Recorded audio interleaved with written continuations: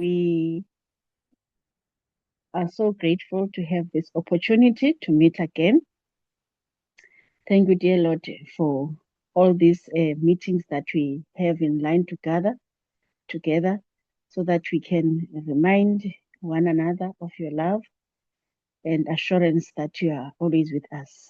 We have had this week, some of us have had the highest highs and the lowest lows. But one thing that we've been assured of is that you are always faithful and loving to us at all times. Thank you, dear Lord, for taking good care of us. Thank you, dear Lord, for being patient with us in taking and training us in baby steps to know and love you and in growing and trusting you. We invite your Holy Spirit in a special manner as we are going to start this meeting again. Please bless each and every one of us and gather, dear Lord, our minds so that we can enjoy the blessings of the Sabbath day, despite the things that we've been going through, some of us during the week. In Jesus' name we pray, amen.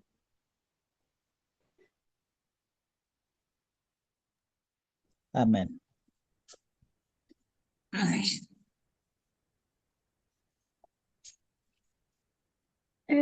I don't know how far my network is going to take me. All along, my network has been well. I don't know what happened lately. Angiqinisekanga ukuthi ke inetwork yami izongithatha ingibeke phi. Kade ilokhu ngihlupha nje sonke lesikhathi. But we trust that God is gonna make some provision so that we can get along well. Kodwa ngiyamthemba uNkulunkulu ukuthi uzolenza icebo lokuthi sikhona ukuqhubekela phambili. Right. My presentation is, as we know that we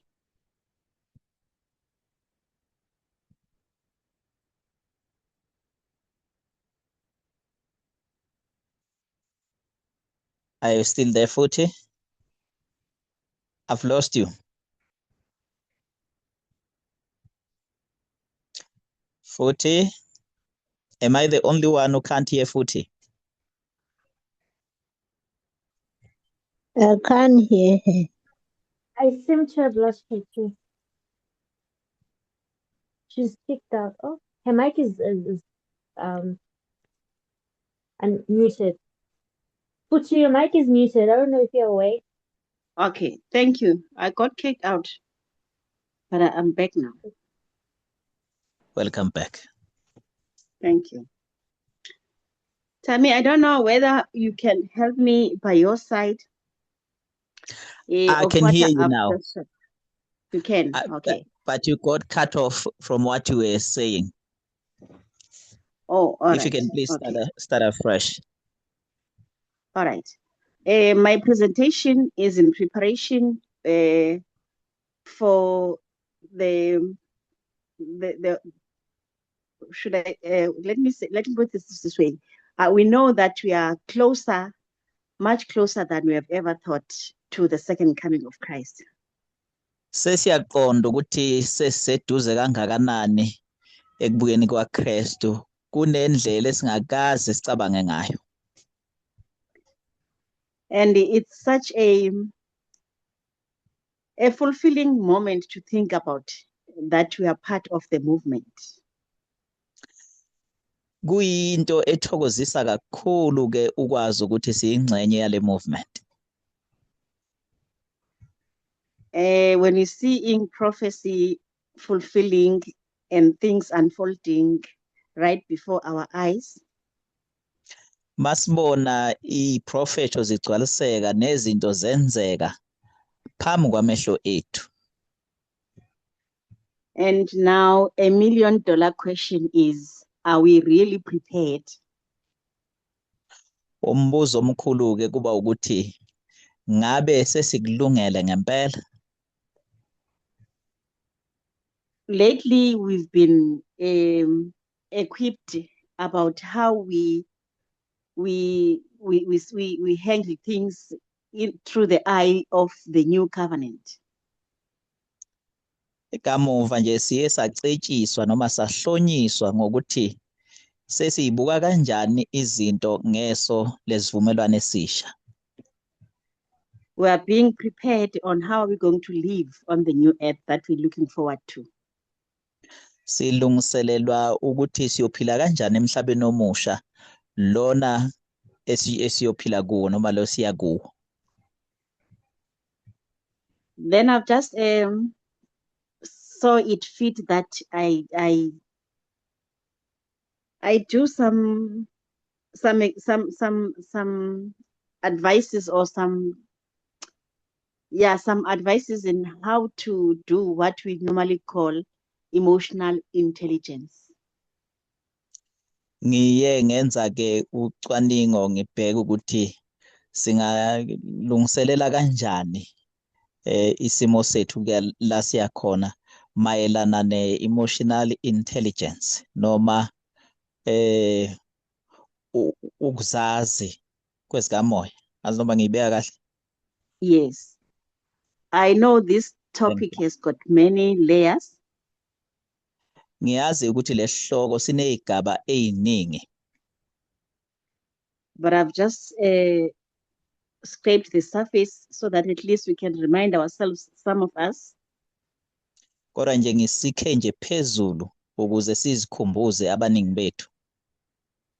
Those who have the basic knowledge about it. Laba banalo nje ulwazi mayelana nalesihloko. And those who do not, who are hearing about it for the first time, they can have a clue. Nalaba bezwa ngaso lesihloko ukuqala. I've lost you futhi there. And to those who are hearing about this topic for the first time, to give them some clue. Noma ukuchushisa nje labo abezwa lesihloko kokuqala.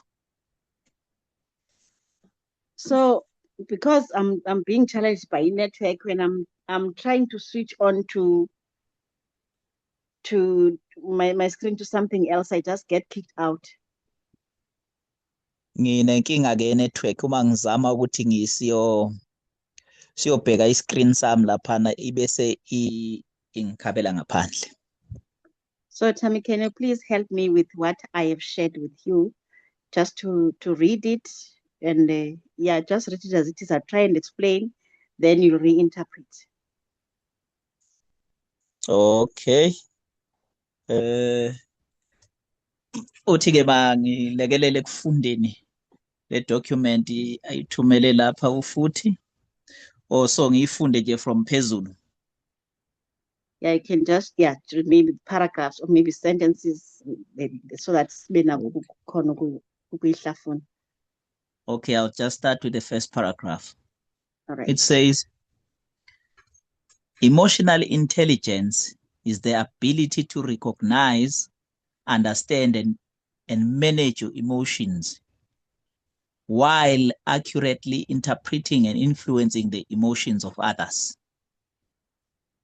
So I need to then you'll have to, so you'll have to bear with me now because of the situation that I am in.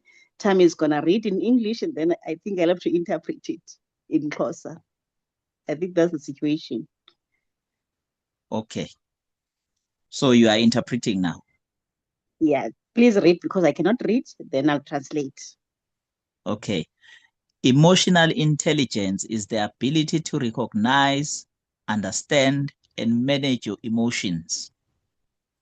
So lento emotional intelligence, that is ukuba nesakhono sokuqonda imvakalelo. Kulapho uqala esakhona ukuqonda nzulu ngemvakalelo zakho wena kuqala, nokuthi uqonde nzulu ngemvakalelo zabanye abantu abajikeleze wena. Sikhumbule ke into yokuba sithe silungiselela ukuphila kumhlaba ozayo. Continue, Tammy. Let us, okay. It serves as a mental toolkit that dictates how you navigate social complexities, make personal decisions, and achieve positive results. So uyakwazi ke xa ngaba ukwazile ukuba nesakhono sokulawula imvakalelo zakho, into yoba ingqondo yakho ixhobe kakuhle ikwazi ukwenza izigqibo ezifanelekileyo nendlela yokuphila nabantu ekumgangatho ofanelekileyo ozawukhupha iziphumo ezincumisayo. Okay. And then we have the 5 core pillars of emotional intelligence. Nazi ke izinto eziziseko ezinhlanu ezisincedisayo kokuba sikwazi ukufikelela kweli bakala lokuqonda imvakalelo ngendlela efanelekileyo. Psychologist Daniel Goleman developed the standard framework for EQ, which divides the concept into 5 distinct areas. Le psychologist ke seyibiziwe le ethe ke yona yaqaphela ezintsika zinhlanu ezincedisayo ekubeni umuntu akhule kakuhle ngokwasengqondweni nasemoyeni. First, self-awareness. Okokuqala uthi kubalekile into yoba ungumuntu lo uzazi uziqonde wena. Knowing your emotional triggers, strengths, and weaknesses. Xa ungumuntu unezinto ezithile ukutriggerisha ke laa nto yoba into ekuchikimise ikuphathe kakubi ikwenze unyakaze. Sawukhumbula into yoba sineza brains ezimbini, i-fast brain ne-slow brain. So i-fast brain ichukumisa kalula yona. So uyayazi into yoba yintoni echukumisa i-fast brain yakho ngokukhawuleza. Secondly, self-regulation. Ukuziregulator ke ithetha ukuthi xa i-slow brain, i-fast brain yakho ibaleka, mayisebenze ixhaswe, incediswe. Xa kusebenza i-fast brain ngokukhawuleza nje okanye isebenza ngaphaya, mayikwazi ukuncediswa si-slow brain zibhalansise ukusebenza oku kwakho. I-regulation ke loo nto ngendlela esingayichaza ngayo, ukuze kubhalansiseke ii-emotions kuba zombini ezi brains kuyabonakala into yoba kufuneka zisebenzile. Thinking before acting and controlling disruptive impulses. Awenzi nje into ngenxa yoba uqhutywa mhlawumbi ngumsindo, lulaka, kucaphuka, kukujabula njalo njalo, yi-fast brain. Kodwa kufuneka uyilawulile. Le nto ke sisithi kufuneka ezi ngqondo zombini, i-slow brain kwakunye ne-fast brain, zisebenzisene. And then thirdly, internal motivation. Apha kuwe ngaphakathi ungumntu okwaziyo ukuzikhuthaza okanye uyawulinda ukukhuthazwa ngomnye umntu ukuze uqonde into yoba le nto uyenzayo ilungile okanye intle. Pursuing goals for personal fulfillment rather than just money or status. Ziqaphele into yokuba izinto ofuna ukuzenza ezizawukwenza uzibone ubalulekile zintoni. Ingabi kukuba nje kuphela uxhomekeka ekubeni makube ude ube unemali ukuze wazi uba wenze into entle. Into entle uyakwazi ukuyenza ungadanga ube ufumene imali okanye uyenze ngemali. So izinto ezilolo hlobo zazi, ziqaphele, kunjalo nje uzincome xa ukwazile ukwenza into enjalo. Into entle okwazileyo ukuyenza yazi into yoba intle uzincome ngaloo nto ungumntu. Akazoba lokho kuyadinga ukuthi ku-interpretwe ngoba ngathi usuyayi-explaina lento noma sisahamba ngokufunda lapha. I don't know. Just go on, Tammy. Empathy. Yeah, yes, empathy. Empathy ileya nto yokuzibeka ezihlangweni zomnye umntu. Siyawukhumbula into yoba uKristu wayesifundise into yokuba xa uphila nabantu iba nalaa nto yokuba wenze le nto engenziwa kuwe. Kuthiwa ke loo nto yi-golden rule. It's called golden rule. Bese kuthiwa futhi sekukhona nenye irule ekuthiwa yi-platinum rule. Platinum rule yona yile ethi you need to understand the other person. Mazi omnye umntu into yoba uthanda ukuphathwa kanjani. So yile nto ke sithi yi-empathy. Ukukwazi ukuzifaka ezihlangweni zomnye umntu. You can just continue reading time. It's fine. I know because now I was the presenter. So I'm taking that advantage. Okay. Then we have, I think this is the 5th one, social skills. Yes. Okay. Building rapport, managing disputes, and inspiring teams. Izakhono zokwazi ukuphilisana nabantu. Kunemigangatho esiyaziyo yasekuhlaleni elindelekileyo. Indlela umuntu aziveza ngayo ekuhlaleni, lento sithi rapport. So kubalulekile into yoba uyayazi le nto ekubalulekileyo into yoba nabantu ohlala nabo ubazi ukuba ngabantu abanjani, abathanda ntoni.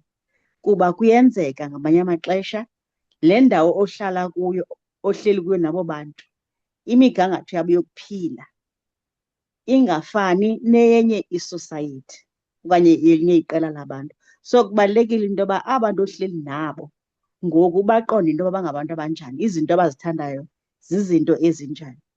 Loo nto ke iza kunceda into yoba ukwazi nokungena kwiimeko zokuxazulula xa kukhona ingxwabangxwaba, ube ngumntu owamkelekileyo nowaziwayo into yoba uza nento eyakhayo. EQ versus IQ. Kukhona ke into ekuthiwa i-IQ, njengoba besithe le siyifundayo i-EQ, that is i-emotional intelligence. Kuphinde kube khona enye into ekuthiwa yi-IQ. I-IQ ke yona sizayiva njengoba sizayichaza, siyazithelekisa ke siziqhathanisa zombini.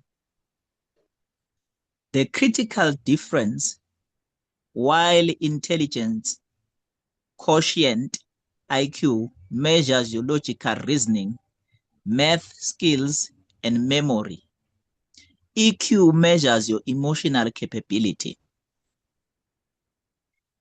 Kukhona ke i-test eye ibhalwe ekuthiwa ke ikala i-IQ, i-intelligence quotient yomntu. Laa test ke idla ngokujonga izakhono ngokwe-maths nokuqokolela, abantu abakwazi ukuqokolela into ekuthiwa yidatha, ulwazana oluthile, nokuanalyze nokwazi ukucwaninga izinto ezithile. Leya ke yona isetyenziselwa imeko yaxa ufuna isakhono esithile esimalunga nokufunda umkhakha othile. Kodwa yona i-intelligence quotient okanye i-intelligence, i-emotional intelligence yona, le yokuqala sithe yi-intelligence quotient, le esifunda ngayo ngoku i-emotional intelligence yona, le yokukwazi ukuphila nabantu ngokuhlola imeko yasemoyeni, yeemvakalelo zabantu, yona yohlukile kule yokuqala ngoba sithe le isetyenziselwa iincwadi nokuqoqa izinto ezingamanani ze-maths. Kuba ke Thami ngale EQ.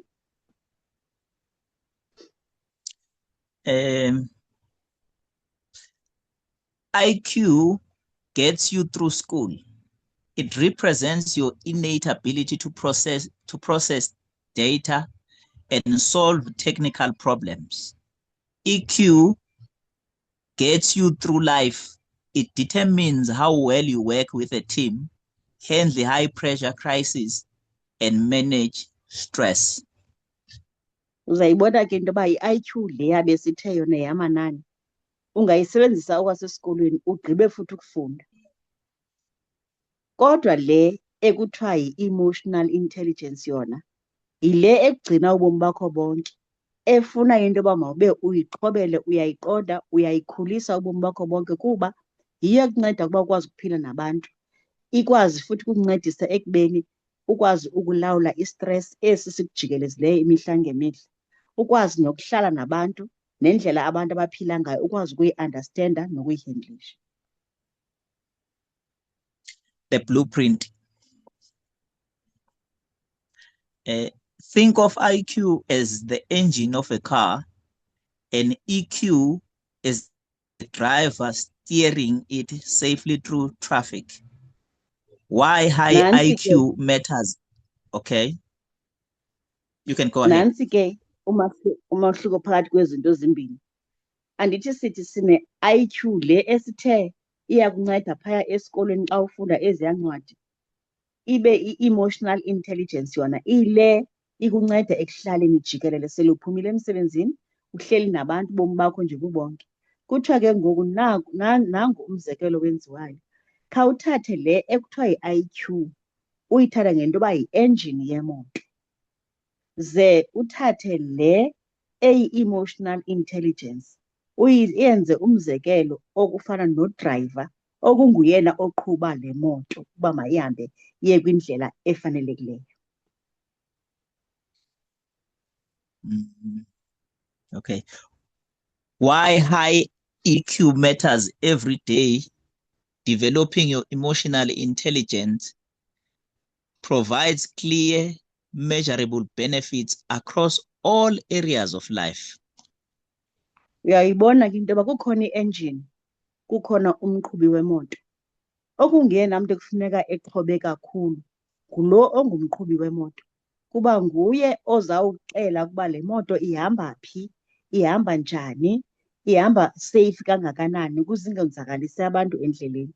Yiyo ke le nto sisithi i-emotional intelligence ibaluleke kakhulu kokuba siyikhulise. Workplace success. High EQ professionals handle constructive criticism calmly and resolve client conflicts smoothly. Iyakunceda ke napha emsebenzini, ikunceda nasekhaya, iza kunceda nakwi-movement xa ikhulile. Kuba kaloku apho kukhona abantu, xa ungumntu noba ukweyiphi i-level, noba uyilida, noba ngaba awuyolida, kodwa abantu xa bekhona bazosoloko benezinto abazibonayo kuwe kufuneka bezilungisile. Ukuba ngaba ke ngumntu okhulileyo kwi-emotional intelligence yakho, nezinto olungiswa kuzo uza kuzamkela ngokuzola, ungakhathazeki, ungaxakaniseki, ukhalale, udube kuba ulungiswa. Kodwa uzawuzamkela ezo zinto, ube nendlela ethile yokulungisa ezi zinto ekuthiwa zilungise. Physical health. Unmanaged stress spikes blood pressure. Self-regulation keeps your nervous system balanced.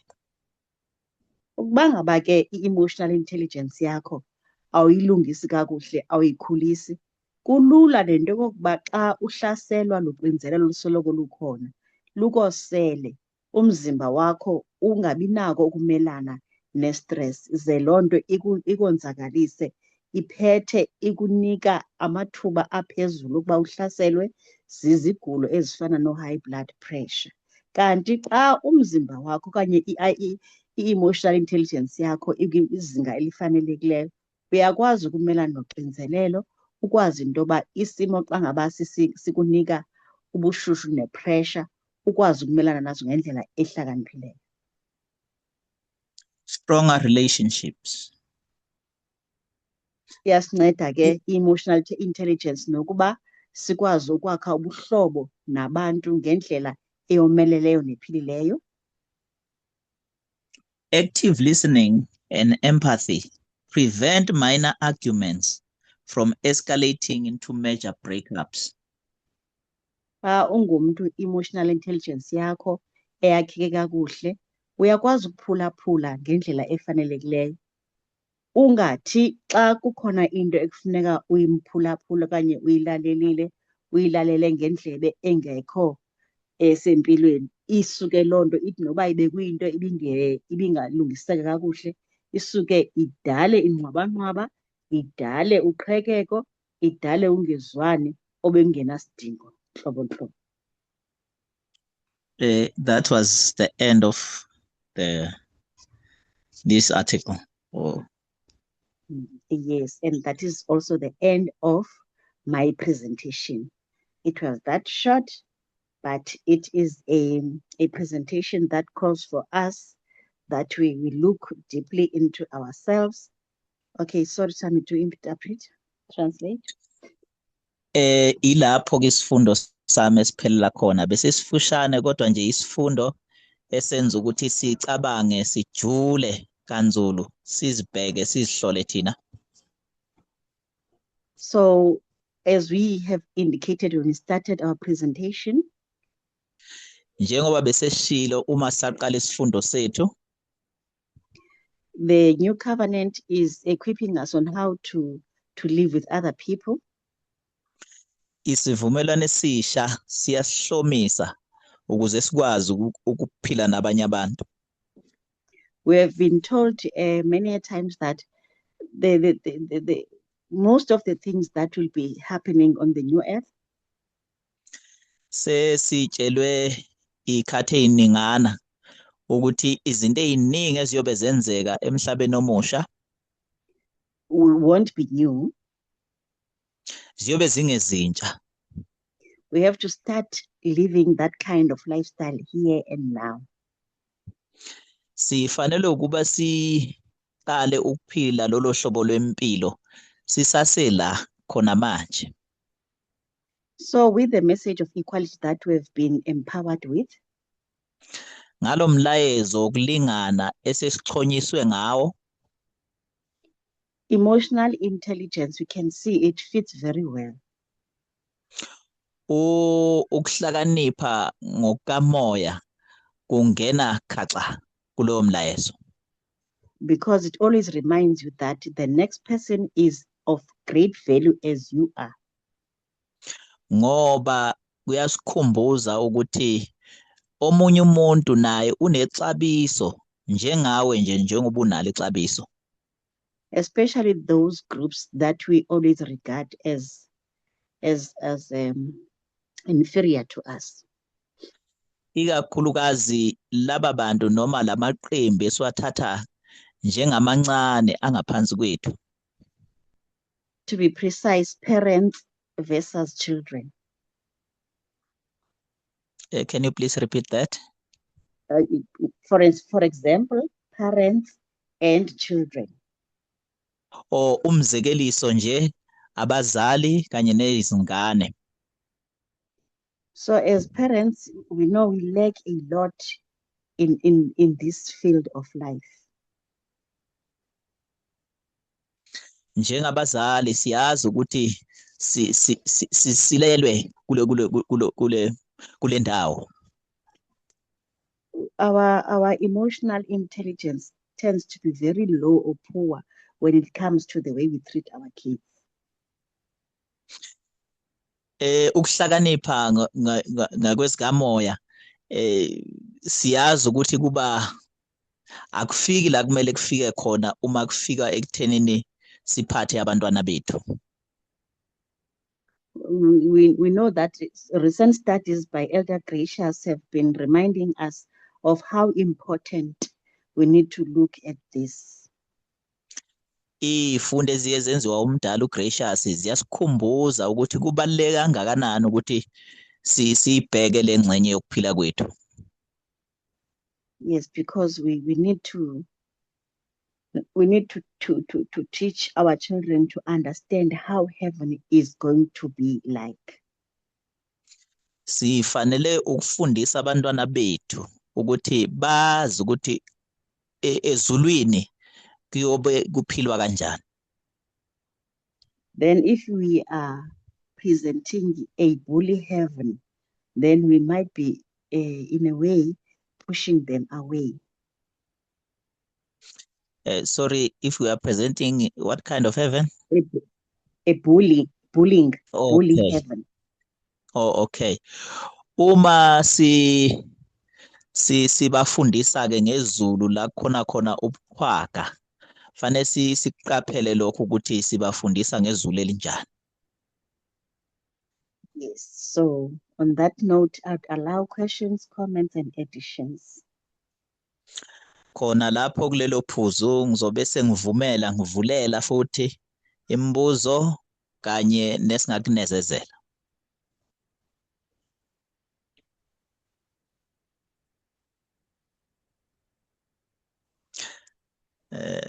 Can I just say something? Yes, Tammy. Thank you for this wonderful study.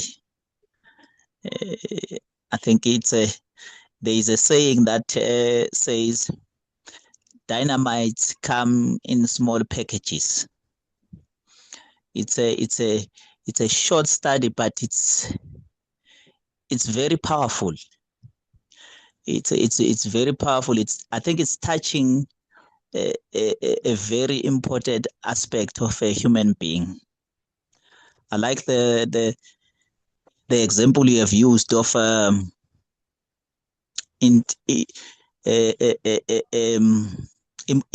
emotional, not emotional, IQ, intelligence quotient as the car, and emotional intelligence as the driver. That was a very good example. So it sort of summarizes and give direction to the study. I think you have summed it up very well there, because I think this part we are lacking. I think you have expressed that we are lacking on this part. You even used the example of parents and children. I think it covers a very wide scope of our lives. This emotional intelligence. I think maybe if we get more time, we will need to dive deep into it, because I think it's a very good study. Thank you very much. Thank you indeed, Tammy. Can you translate? Oh, singambe ngithi-ke lesifundo empeleni isifundo esinamandla kakhulu, sivula amehlo ey'ngxenyeni ey'ningi zokuphila kwethu. Imizekelo athe wayisebenzisa ufuthi, imizekelo enamandla kakhulu ekuyiyona enikeza umongwe walesifundo. Usebenzisa imizekelo laphana emibili. Usebenzisa umzekelo wokuthi ukuhlakanipha kwasesikoleni wakusebenzisa njengemonto, then ukuhlakanipha lokhu komoya noma ngokwemizi, ukuzazi, wasebenzisa udriver. Waphinde wasebenzisa umzekelo wabantwana kanye nabazali, ubudlelwano lapho phakathi kwabo, ukuthi iy'khathi ey'ningi asibaphathi kahle abantwana, and indlela esibafundisa ngayo, sibafundisa ngendlela engeyinhle, ekhomba ukuthi izulu abaya kulo lizofana naleli esibafundisa ngalo la emhlabeni. Makuyindlela engeyinhle, kusho ukuthi bagcine bengalifuni nabo izulu ngenxa yokuthi sibafundise ngendlela wrong. Ngicathi lokho bengikusho njengokufinqiwe. Ngiyabonga. Thank you so much, Tammy. Thank you.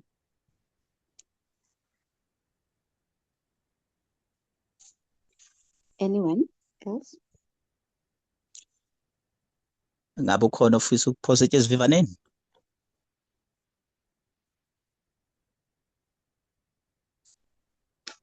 Njani mngani? Right, friend. Right, Ngewena. Greetings to. We are also doing well. Oh, isindisi. Okay. Hayi mngani, siyabonga study. Ngifuna nje ukuzwa ukuthi siyabonga naso study. Uyabona nje into ebalula uThami lapha.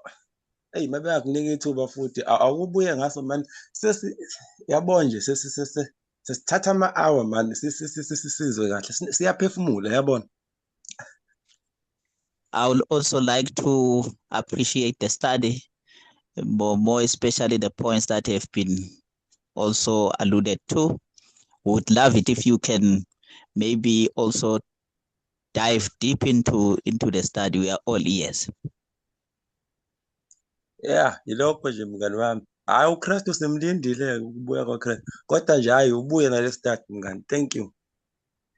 For the coming of Christ that we are waiting for, but also would like to come back with more details of the study. Thank you. Thank you. Erica. Thank you, Sipho. Right. Masibonge Sipho.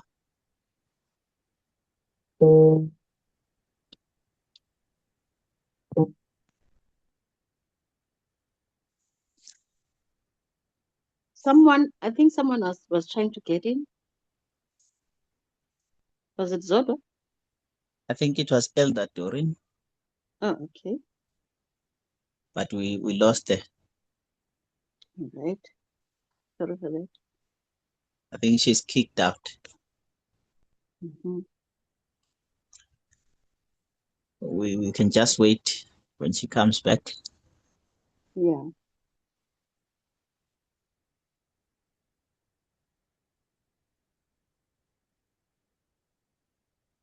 Whilst we're waiting for Elder D to reconnect, if there's anyone else, they can just get in. Sisalinde umdala uDoreen ukuthi aphinde abuye. Uma kukhona omunye ofisayo ukuphosa itshe esivivaneni, naye angasho okuthile. Hello. Yes, Lucky? Okay, so if I hear the studies is talking about preparing our minds or preparing us for heaven. Uma ngisizwa kahle isifundo lesi sikhuluma ngokulungiselela noma ukulungiselela imiqondo yethu silungiselela izulu. Yeah, I think it's going to be very important and relevant to us as a movement, especially us as a movement right now. Ngicabanga ukuthi kubalulekile futhi kufanelekile ukuthi njenge movement kulesikhathi samanje thina. Yeah, because if you look at us, the way we grew up or the way we've been taught, we've been educated in the school of Christ. Ngoba uma sibheka nje indlela esikhule ngayo nangendlela esifundiswe ngayo ikakhulukazi esikoleni sika Kristu. Yes, as particularly us as Christians, we have this belief that is very much prevalent in our circles as Christians. Ikakhulukazi thina njengamaKristu sinale mfundiso noma inkolelo eyande kakhulu ikakhulukazi nje kithi thina njengamaKristu. Yeah, the way we were looking at things in the past, you know, even the imagination, our imagination when we think about heaven, it was very different than what we are learning now. Indlela nje ebesifunde ngayo phambilini ikakhulukazi ebesibuka ngayo izulu ukuthi besilibuka kanjani phambilini ngathi ihluke kakhulu kunalendlela esifunda ngayo njengamanje. Yeah, because for the longest time we thought heaven is this place where there will be these holy beings and these perfect people. So everything about heaven will be perfect. Ngoba siye sacabanga phambilini ngezulu, sacabanga nje ukuthi izulu kuyobe kuyile ndawo engcwele eyobe inabantu nje abaphelele kodwa esikutholayo ukuthi noma bekuyindawo besicabanga ukuthi iyobe igcwele nje laba bantu abaphelele abangcwele. Yeah, this is what Christianity taught us, or at least this is how we understood things to be. They're going to be in heaven. So this is what has been with us ever since, right? Ikona lokhu ubuKristu obusifundise kona ukuthi izinto ziyobe nje zinjalo, ziyoba njalo, sifundiswe kanjalo nje ngezulu. And the fact that we had to go out and evangelize the people who were not in our camp, proves that this was supposed to be the standard. If you were going to go to heaven, we were expecting you going to come here and be like us, accept how we live, how we do things. And this is going to be the ticket to heaven, right? Neqiniso nje sifundiswe lona lokuthi kwakumele siphume siyovangela abanye abangaphandle abangekho la kwi-movement, sibabize ukuthi beze la, bese siyabatshela ukuthi nizophila kanje, nizokwenza lokhu. Iyona ndlela eyokwenza ukuthi nani nifinyelele ningene ezulwini. Yeah, so this is, even, because in the works where we work, we interact with people. Sometimes, you bump into people, you exchange words. Maybe there's issues at work, or you were somewhere. When you interact with the people of the world, you would have this thing that there's coming a day when we will leave all this mess here on earth. We were longing for this day where we will go to heaven, and then we'll be separated from the world forever. Kuba nje nalento ukuthi uma sihlangana nabantu emisebenzini lapho esisebenza khona, nasey'ndaweni nje ukuhlangana nabantu, kuba khona lento yokuthi ngolunye nje usuku yonke lento iyophela, siyohamba siye ezulwini, sihlukane nabo, sihambe siye ezulwini bona basale. Bekuyilokho nje besikuqonda ngezulu. Yeah, because this is how we look at them. I mean, this is how we were when we were looking at them, because we are Israelites, so they are Gentiles. And this is this mentality that has been with us ever since. Iyona nto besiyicabanga lena ukuthi khona bona khona thina singama-Israyeli, bona bangabezizwe. So iyona nto nje bilokhu ikhona engqondweni zethu. Yeah, but now when the way we are learning, it seems as if this heaven is not what we were imagining. In heaven, there's going to be all these people from all the walks of life. I mean, different kinds of people. It looks like they will be there. Kodwa-ke indlela esifunda ngayo manje iyasibonisa ukuthi ezulwini kuyobe khona abantu bohlobo oluningi, siyobe sikhona sihlukahlukene.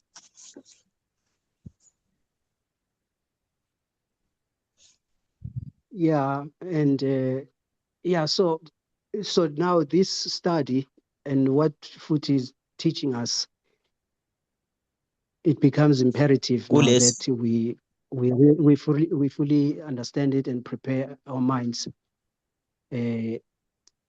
on how are we going to interact with all these kinds of people. Kulesifundo athe uFuthi wabelana ngaso nathi, kwenza ukuthi kubaluleke kakhulu-ke ukuthi sazi ukuthi siyoxhumana kanjani nabanye abantu. Siqale-ke ukwenza lokhu sisela manje. Yeah, this is just how I look at it, how I imagine this whole thing, that I think this emotional intelligence is going to play a role, a very important role in heaven when we are interacting with all the people from all the walks of life. You can imagine for the past 6,000 years, all these people, most of them, I think, will be there. Iyona-ke indlela engibuka ngayo lesifundo athe wasiletha uFuthi, ukuthi sidlala yiphi indima ukuthi sikwazi ukuthi sikhona ukuzilawula ngakwezikamoya noma ngokwemizwa, ngoba siyobe sixhumana sixoxa sihlangana nabo bonke abantu. Uma singake sicabange nje engqondweni zethu, abantu beminyaka engango-6,000 bayobe bekhona, iningi labo liyobe likhona lapho. Yeah, so this idea that the heaven is perfect, is this perfect place, there's going to be perfect people in heaven, so yeah, I think it's not there. Lo mqondo wokuthi ezulwini indawo ephelele noma engcwele kuyobe kugcwele kuphela abantu abaphelele. Ngicabanga ukuthi loyo mqondo awutholakali noma uyageja. Yeah, so this is how I see the importance of really preparing our minds and knowing how to control our emotions, manage our emotions, because we're going to be interacting with all the people from all these walks of life, and these people, they may not be Christians necessarily. Ngikubona-ke kubalulekile-ke impela ukulungiselela iy'ngqondo zethu ngoba siyobe sikhuluma sihlangane nabo bonke abantu bevela kuzo zonke iy'ndawo. Engicabanga ukuthi kuyobe kungekho kuphela amaKrestu laphaya, abanye bayobe bengesiwo. Thanks. Mangizibongele. Thank you so much, Lucky, for that. Siyabonga kakhulu lapho. It's so interesting, with the way the new covenant teaching has confronted each and every one of us. Kuyathathekisa kakhulu ngendlela isivumelwane esisha esibhekana nathi sonke ngakhona. So, and the methodology that we use in the movement of parables, Indlela lesiyisebenzisayo la kwi-movement yemfanekiso noma ama-parables. I remember the other time Utatu, when he came down here, he said parables are all around us daily. We are living parables, we are surrounded by parables. UThato uke wabalula udaba uma efika laphaya ukuthi mihla yonke empeleni siphila sizungezwe imfanekiso, siphila yona imfanekiso. Now, parabolically, so when you look at the people who are surrounding us at the place of work, for instance, Uma singabheka nje ngokomfanekiso sibuka nabantu abazungezile eindaweni zonke, ikakhulukazi emsebenzini lapho esisebenza khona. maybe in our neighborhood, maybe in the blood families, Mhlawumbe emphakathini la sihlala khona noma khona emakhaya emindenini yethu. then combining them into one group, aside, let's say they are group A, Noma mhlawumbe sibabe ngokuthi lena igroup ka A, and we look at the people in the movement, bese sibuka abazalwane kwi-movement. then I don't know how many differences can you spot between these two groups.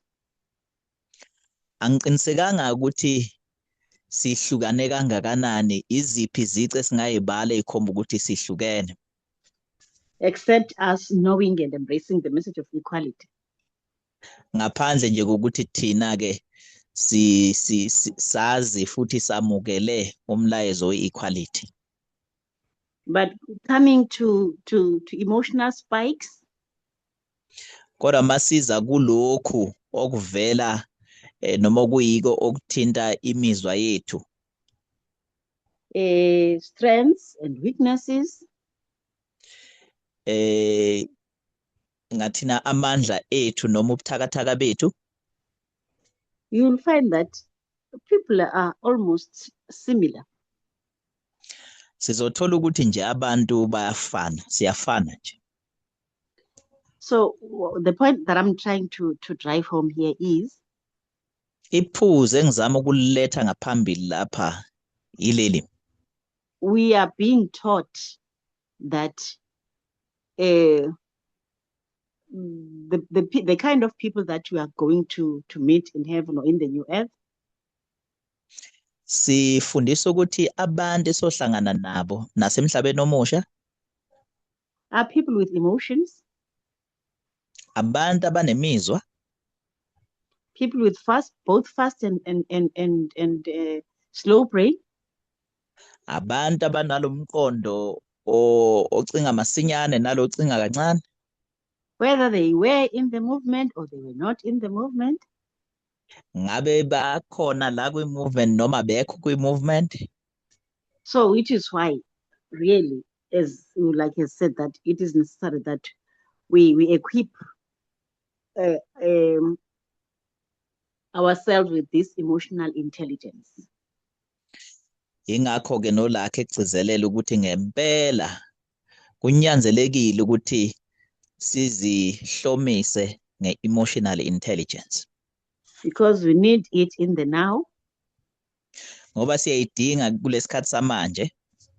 And in the coming. Siphinde siyidinge esikhathini esizayo. Yeah.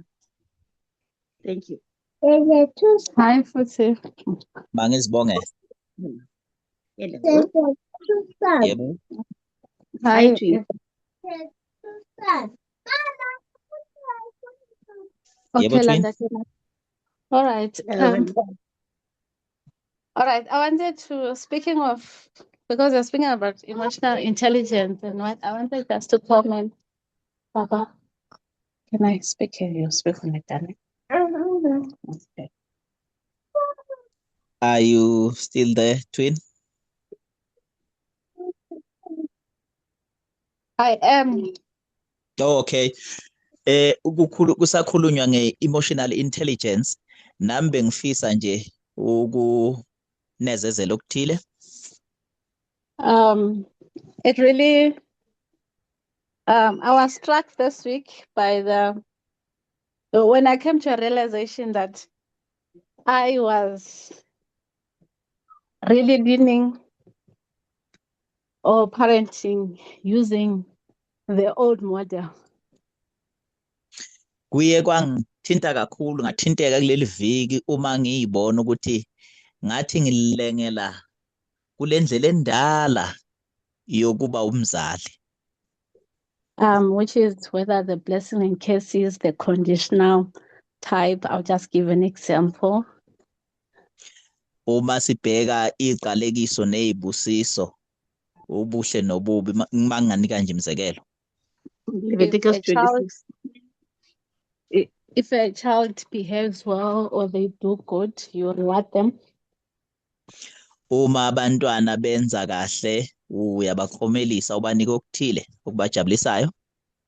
And if they do the opposite, it's well, like punishment, but we know the kind of punishment like we don't get, but it would be maybe kind of taking away some of the privilege that, you know, maybe they have. I'm taking away the gadgets, I'm taking away all the nice things. Uma benza okuphambene, uzobese uba nendlela ozobajezisa ngayo noma singabasikhayi-ke, kodwa mhlawumbe uzothatha lezi zinto abayithandayo ubaphuce izinto ezifana namafoni nokunye-ke. Or when you know, they don't take care of their toys, you'll be like, guys, if you're not taking care of your toys, I'm not going to buy you anymore because you are not responsible, you're not taking care of your stuff. Noma-ke uma benganakekeli ama-toys abo bese ubatshela ukuthi hayi ngoba niwanakekeli ama-toys enu angiseze ukunithengela-ke ama-toys. So when you look at that model, fits very perfectly with the old model. It's not the new one. Uma sibuka-ke leyo ndlela yokuba umzali, siyabona ukuthi ingena khaxa kule ndlela endala yokukhulisa abantwana. And it may seem to work for a short term, but in a long term, considering the kingdom that we establishing, it cannot work. It has to end. We need to stop parenting like that. Oh, I need to stop parenting like that. Uma sicabanga ngale ndlela-ke endala, siyazi ukuthi indlela yesikhashana le ngeke izithathe isikhathi eside kwamele izifike la izofika khona esiphethweni iphelelwe isikhathi, ngoba siyazi ukuthi indlela ekumele siyisebenzise indlela ezohamba ibanga elide iyofika nasephakadeni.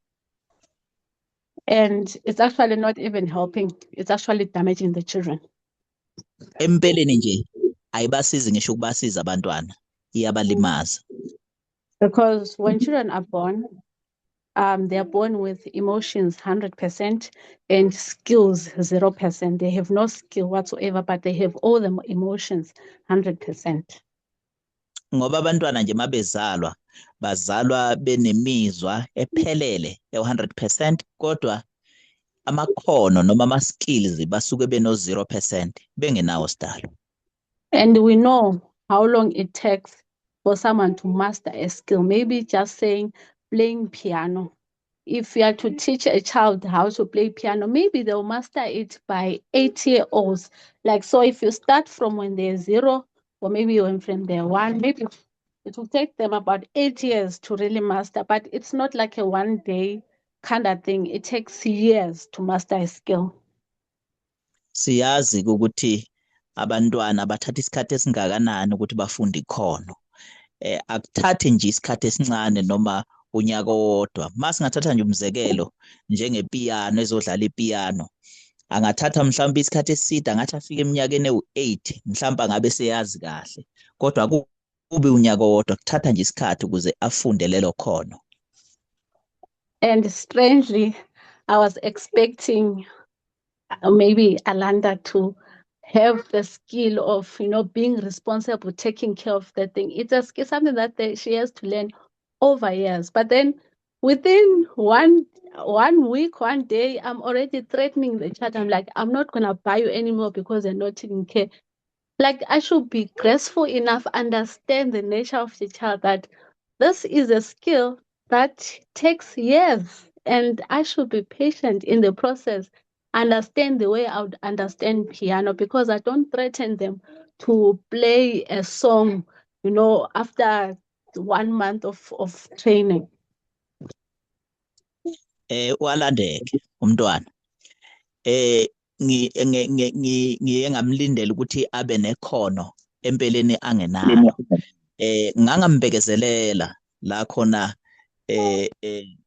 ngimlindele ukuthi abe nekhono, enze into ebekumele ayifunde isikhathi eside, ngimbekezelela ekukhuleni kwakhe aze agcine eyazi leyo nto. Ngoba maye ngathiwa udlala iculo lapha ngepiyano, angeke ngimlindele ukuthi avele alidlale nje masinyane. Kanjalo ke nakwezinye izinto nakhona ngifanele ukuthi ngimbekezelele. Yeah, so I just wanted to encourage maybe the others that could be still parenting the way I was, that we really need to change the model and move to the new covenant. And yeah.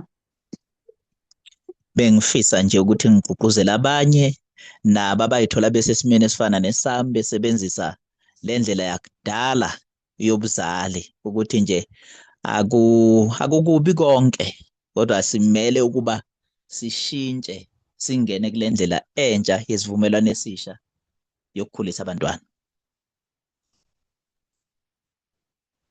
Thank you so much, Twin, for that input. It's Siyabonga very kakhulu, important, Twin. Yeah. So, as parents, I've got a story that I still feel not fit to share. It's a very traumatic thing that I've ever done to my son lately. But sorry, Tammy. Kubaluleke kakhulu, siyabonga kakhulu, Twin. Nami nje nginesehlakalo esangivelela mayelana nendodana yami, engingafisi nokuthi ngabelane ngaso ngendlela esiyesenzeka ngakhona. Yeah, but I need to share that story. It's just that for now, I still feel don't fit. But I think by the Lord's help, I fixed it. We fixed it. Kodwa ngiyadinga ukuthi ngabelane ngaleli bali noma ngale story. I think I'm losing you futhi. Okay, I was saying Futhi I need to share this one thing. Hello. uthi ke Hello, ebefisa Tami, ukuthi you lost me. Am I still there? yebo sengikhona uyangizwa wena? Yebo futhi? Yes. I do hear you. Okay. Hello, Uthi ke Tami, ngiyakuzwa, uyafisa ke Tami. kodwa lesi story uyafisa ukuthi abelane nathi ngaso uma uNkulunkulu engampha lawo mandla ukuthi enze njalo.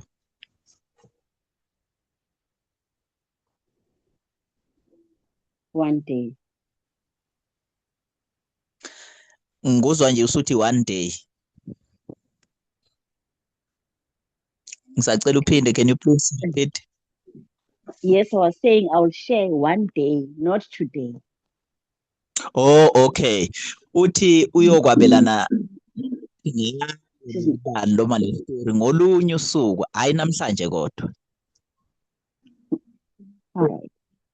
Actually, what is happening here, what we can all agree on is that we as the superior body, we need to really deal with our emotions. Empeleni nje okwenzakalayo la ukuthi thina njengalaba mhlawumbe abangabazali noma abangaphezulu ithina okumele ukuthi sibhekane nemizwa yethu ukuthi siyilawula kanjani. Once we manage that, then things will be easier for us to. Saze sakwazi ukwenza lokho, izinto ziyovele zibe lula. Yes. Yeah. Hello. Hello. Yeah.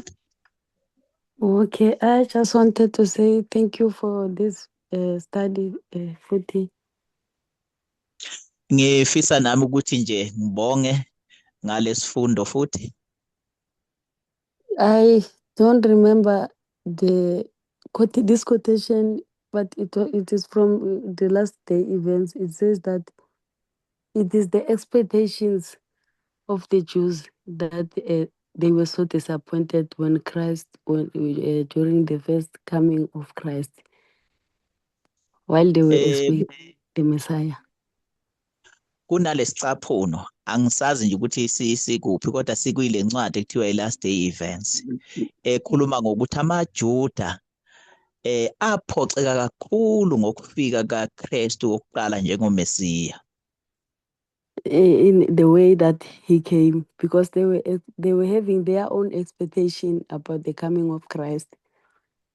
Ngendlela afika ngayo ngenxa yokuba babezakhela isithombe sendlela azofika ngayo khathi efika kokuqala. So these studies, they are preparing us not to be disappointed because of our own expectation, great expectations. Leyifundo ke ziyasilungiselela ukuthi nathi singaphoxeki njengabo, sibe nento enkulu esiyilindele bese siyaphoxeka. Only to find that we were supposed to have been aware of ourselves emotionally, just like the studies were done to us. Bese mhlawumbe sithola ukuthi kwakumele ukuthi sizilungiselele ngokwemizwa noma ngemicabango noma ngokuzazi njengoba izifundo zilethwa kithi. Thank you so much. Siyabonga kakhulu. Thank you so much, Soda. Thank you so much. I don't know if there is no one who is left behind. Nginalo ithemba lokuthi akekho sele ngemumva. Don't leave me behind. Oh, okay. Okay, thank you. Asikushiyi ngemumva. I want to say two things. Ngifisa nje ukusho izinto ezimbili. The one is to share a statement that Erica shared with us today. Okokuqala nje ukwabelana nathi ngestatement uErica athe wasiveza nje namhlanje. she says this should be our motto. Uthi lokhu kufanele kube isiqubulo sethu. It's written by George Eliot. Lesicaphuno ke sibhalwe ilo mbhali uGeorge Eliot.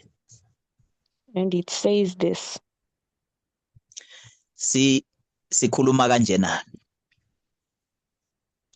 What do we live for if it is not to make life less difficult for each other? Yini esiphilelayo ngempela uma kungesikona ukuthi senze impilo ibe lula kwabanye. The second thing I want to say is, into yesibili engifisa ukuyiletha ngaphambili, about this parent-child relationship. Mayelana nobuzali nobudlelwano phakathi komzali kanye nengane. Some of the damage that some of us as parents have done to our children Omunye umonakalo omkhulu owenziwe ngabanye bethu, abazali bethu, ebantwaneni bethu, is going to cost them their salvation. Kuzokwenza ukuthi baphuncukelwe insindiso yabo. So I'm hoping, I'm praying Ngiyathemba futhi ngiyathandaza that this kingdom we are building ukuthi lo mbuso esiwakhayo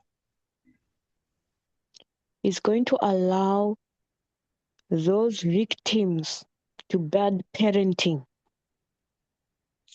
uzovumela laba bathe bonakaliswa ile ndlela yokuphathwa ngabazali kabi. It will allow them to be saved anyway. Uzobavumela lo mbuso ukuthi basindiswe nanoma kunjalo.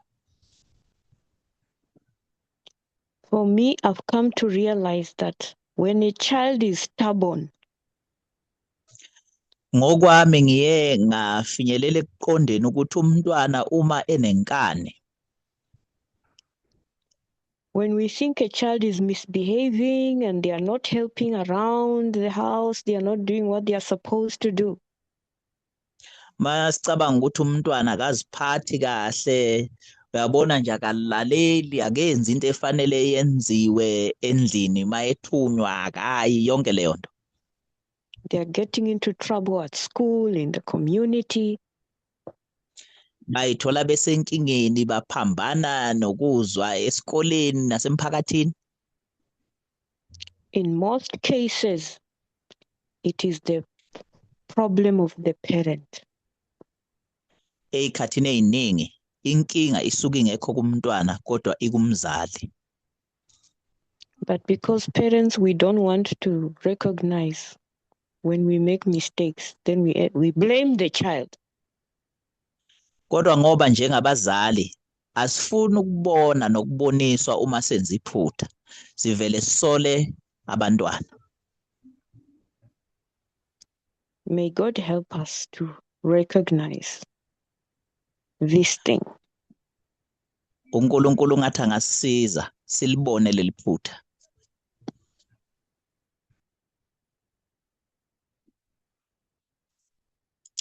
I think I've lost you, Elder Dorina. Are you still there? Oh, I'm good. I'm done. Thanks. Oh, okay. Thank you. Thank you so much, Elder D. Thank you so much. Siyabonga kakhulu mdala. It's should I say it's hurting or is yeah, let me just use that in the absence of a better word. You are breaking up, Futhi. Can you please repeat? Let me say it's hurting to realize that Oh, again. Okay. Okay. No, it's just helping to realize and understand that it's the whole system actually. We have learned to understand that like for when we are talking about when we are talking about patriarchy in terms of inequality, we have learned to understand that it's not the man actually, it's the whole system that is contaminated. Even the men in themselves are the victims of this patriarchal system. Kuyadabukisa, Am I kuzwisa still futhi audible? ubuhlungu. Yebo. Kuyadabukisa futhi kuzwisa ubuhlungu Yeah. ukuqonda ukuthi empeleni inkinga ikwi-system yonke. Besicabanga ukuthi inkinga inamadoda. Kodwa siyabona ukuthi empeleni konke konakele. I-system nje yonke naleyo bunhloko imoshekile, yonakele.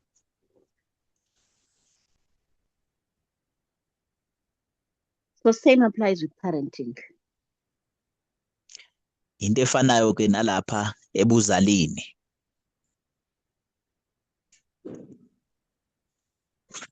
So the parents themselves are the victim of the damaged system. It's a recurring thing. Ngathi into elokhu iqhubeka njalo. But by God's grace, we are here in the movement. We have to break the case. Kodwa ngomusa kaNkulunkulu sikhona la kwi-movement. Kwamele sisinqamule siphele lesiqalekiso. Yes. Yeah. All right. Anyone else? Ngabe usekhona omunye?